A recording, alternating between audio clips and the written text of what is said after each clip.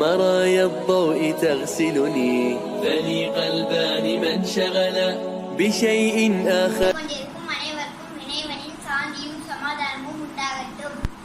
நாம் ஏன் தும்முனா துவா ஓதுறோம்னா, நம்ம தும்மும் போது அந்த ஒரு செகண்ட் நம்ம இதே துடிப்பை நிறுத்திட்டு மறுபடியும் துடிக்கும். அதனால நம்ம அல்லாஹ்க்கு நன்றி சொல்றோம்.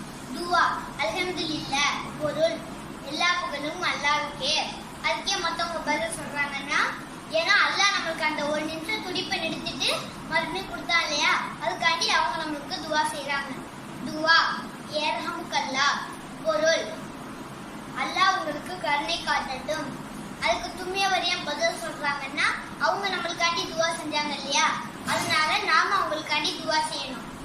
துவா யக்திமுல்லாஹு வ யுஸ்லிஹு பாலக்கும், பொருள் அல்லாஹ் உங்கள் காரியங்களை சீர்படுத்தட்டும்.